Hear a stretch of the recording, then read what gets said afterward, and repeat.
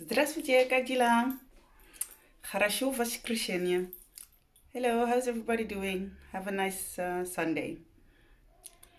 You know, yesterday I was thinking about sometimes you're on the freeway and you could be driving right behind a big truck, and then you cannot see anything in front of you anymore if there's a big truck in front of you.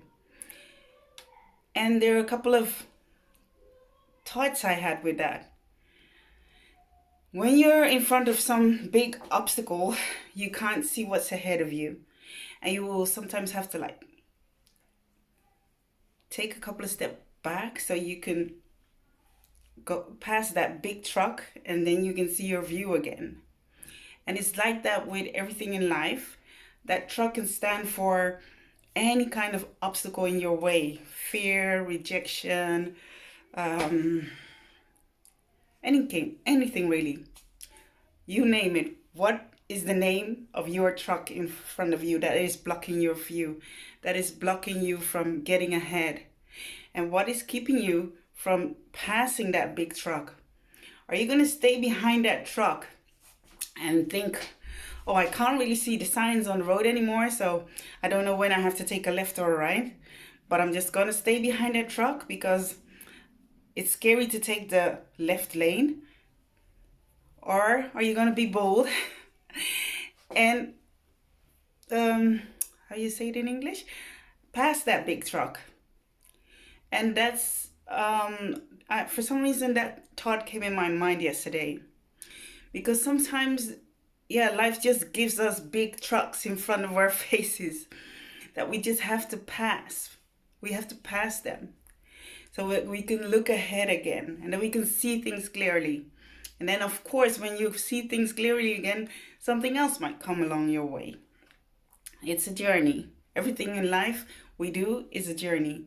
Until we reach 100 or 105 or 20, 120, it's a journey. Life is a journey. You know, I've had a couple of setbacks the couple of past days. And yeah, it was kind of because everything you do as an entrepreneur, you step into it and thinking, yes, this is gonna be it. Yes, this is I'm gonna try this. And just you hear along the way about people telling you you gotta fall and get back up, and you fail sometimes and you succeed, etc. And you just have to persevere, etc. Anyway, so I thought I had this awesome idea for women to get together and have a good time. But absolutely nobody, really nobody, not one,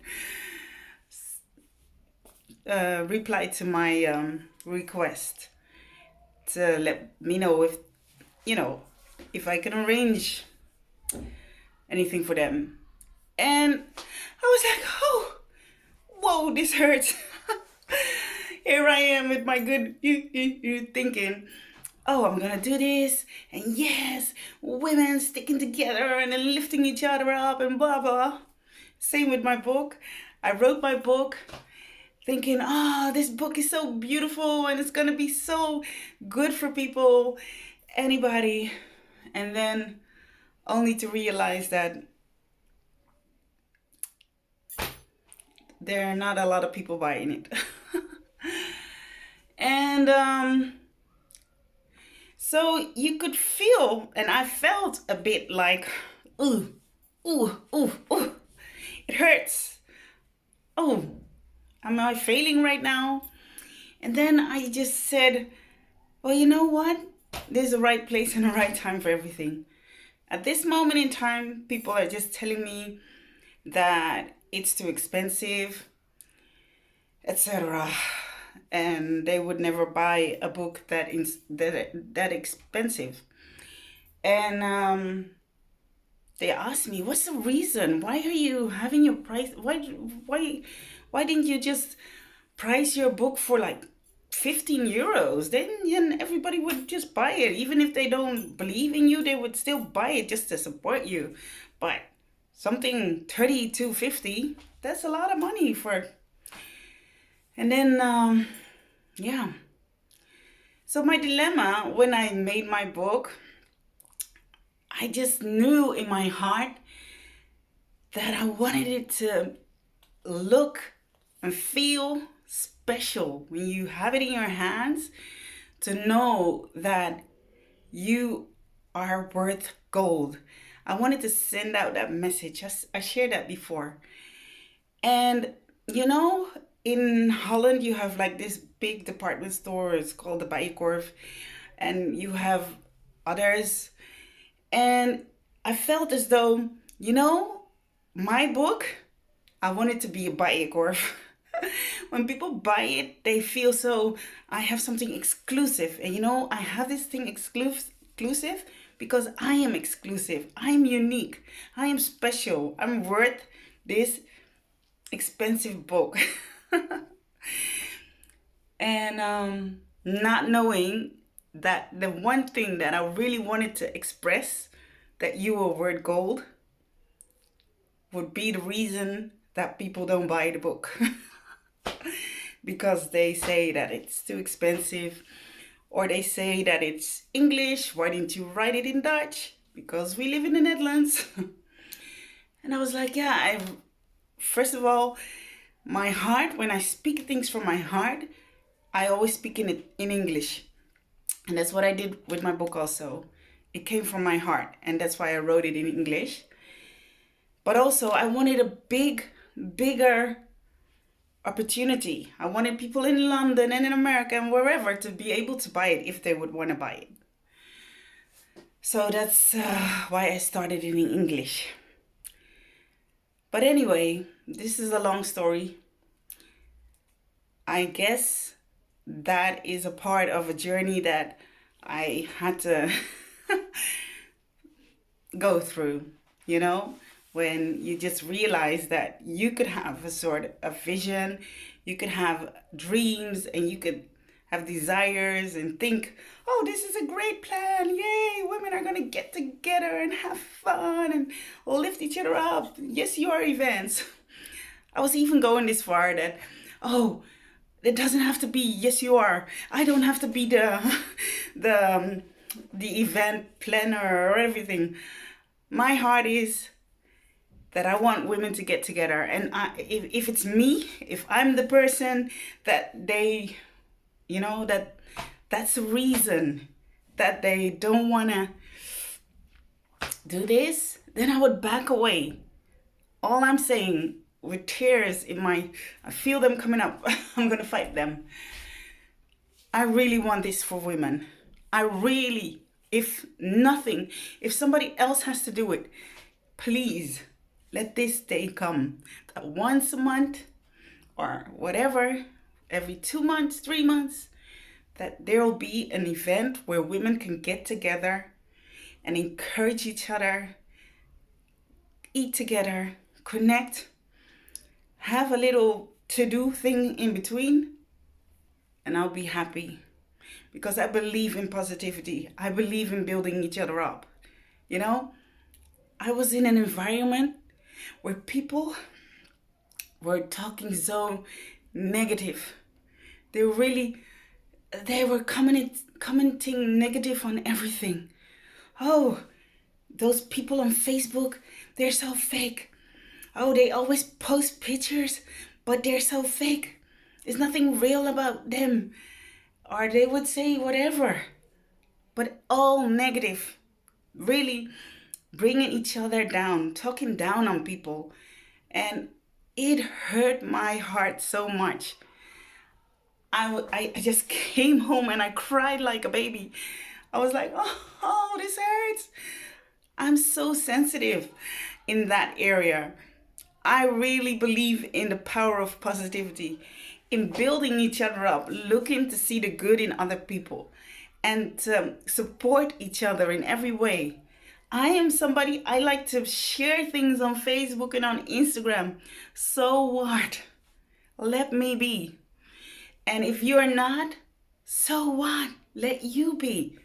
And that's my dream, my desire, that people could just Let each other be. Stand in their own worth. Stop talking so negative about each other. Stop bringing each other down. There's absolutely no reason to talk down about somebody. Why would you want to hurt somebody unnecessarily? And I thought that when you get into that environment, women standing strong together, oh, yeah, it's not about me. Same with Yes You Are, my book. Yeah. So I wrote this book. I gave a lot away. I gave a lot of books away. Believe you me. I shared that before. Every book I gave away and give away, I'm depriving. Right? That's a hard word, but I have 5 children. I do. And they do need certain things, yes. But my main message in Yes You Are was to build people up, to empower, to just spread love, have good words. When you read it, it's like a card. It's thick paper and you have to like read it. It's like you're reading a positive card every day to yourself. And that's why I wrote that book. But, you know, I'm at a point where I just want to let it go. And I guess I will somehow, some way. But yeah, it hurts. It really does hurt. It hurts. Can I say that? But that's life. You win some, you lose some. And I guess I lost this one. And maybe it's like Robert Kiyosaki. He said his book started selling 10 years later. Maybe my book will start selling 10 years later. Right place, right time for everything. But if I have like one thing that I want to share in this world, please be kind to each other. Please. You don't have to buy my books. You don't have to come to my events. But please be kind to each other. Even if you find it the most difficult thing to do, then please just don't say anything at all. If there's anything I can teach you out there, please spread love. And don't be jealous. So what if people are having a good time together and they post it on Facebook or on Instagram? Be glad for them that they have that little bit of happiness. And if it's not happiness, pray for them that it becomes real happiness. But don't bring each other down, please. I'm going to stop. This was a bit of an emotional thing. But as I said, I'm always open. I always share what I'm feeling. And right now I'm feeling sad. I'm hurt that my plans don't work out the way I want them to. And I'm like, oh, I'm just going to take a couple of steps back now. I'm not going to try so hard and see what happens along the new road. But right now, I'm just hurting. And you know, when you're hurting, you just have to let it go. Hurt, cry whenever you need to cry. And when the time's right, I will get back up.